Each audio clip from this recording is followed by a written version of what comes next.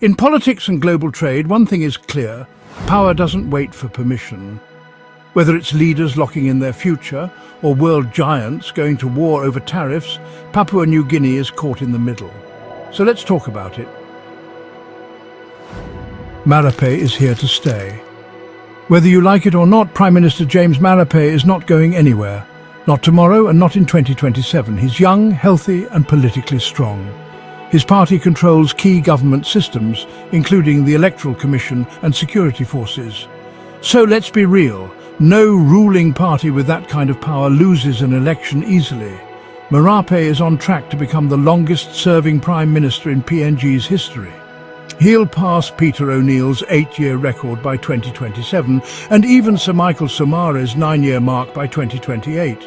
At this rate, Marape could still be in charge after 2032. Some may see this as a nightmare, but it's reality. While critics complain, Marape continues to win, and not by force, but by playing smart within the system. He's changed a few rules, but all legally and in broad daylight with the backing of elected leaders. We're all part of it. Our MPs support him, helping build the very foundation of this long rule. So yes, we're all passengers on the Marape train, whether we like it or not. If you think a hero will rise in 2027 and overthrow Marape, think again. Today's politicians are not like the bold leaders of the past. Now most are too scared to act. So for those shouting about removing Marape in 2027, stop fooling yourselves. The power game has already been won. The pathway is clear.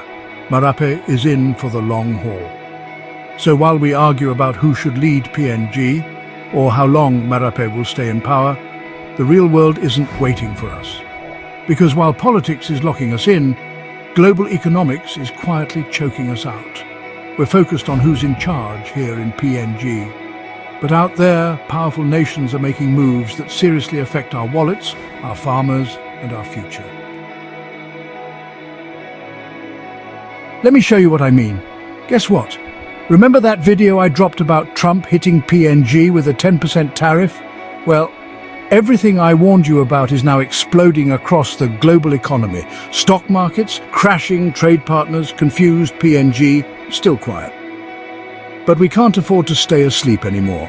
Let me remind you, President Donald Trump slapped a 10% universal tariff on every single import into the US. This includes PNG's cocoa, coffee, seafood, and even natural gas. So, if PNG exports 100 million kina worth of goods to the US, America now collects 10 million kina just for letting it in. It's like charging you to enter a shop before you even sell anything. Now imagine being a cocoa farmer in PNG trying to compete with African or Latin American producers. Suddenly our products are 10% more expensive in the US market. We lose buyers. Since the tariff took effect, global markets lost over $5 trillion. Small countries like PNG are stuck watching the giants fight, and prices are rising across the board, both imports and exports. That's what happens when a big economy flexes too hard in the name of America first. Now, here's where it gets interesting and honestly kind of funny. Trump not only taxed PNG and the rest of the world, he went after China hard. China got hit with extra tariffs going up to 145% on some goods. In response, China clapped back. They started slapping their own tariffs on US goods coming into China. It's like two big bulls locking horns. But instead of fighting in their own paddock, they're destroying everyone else's garden, including ours. This is a full-blown tariff war. The US raises tariffs, China raises tariffs. Next thing you know, both sides can't afford to trade, and countries like PNG get caught in the middle. Let's get real. PNG exports over 25 million kina worth of cocoa to the US. We import over 60 million kina worth of American goods. If the tariff war keeps growing, we lose buyers, and we pay more for imports.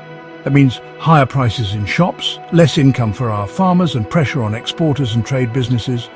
So what can we do? PNG needs to start thinking like a smart trader. Find new buyers, Japan, Europe, ASEAN, anywhere that wants cocoa and coffee without crazy tariffs. Support local production. We can't keep relying on imported American goods. Time to back PNG-made products. Negotiate trade deals. PNG's leaders must get smarter about bilateral trade agreements.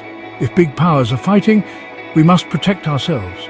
If we don't act fast, PNG will be one of the quiet victims of this global trade war. So I'm asking you again, share this video, talk to your local leaders, and let's start building economic independence in our region. For more information, insights, and simplified breakdowns of what's happening in PNG, politically and globally, subscribe to this channel. We'll keep bringing you the real stories that matter. Stay sharp, PNG.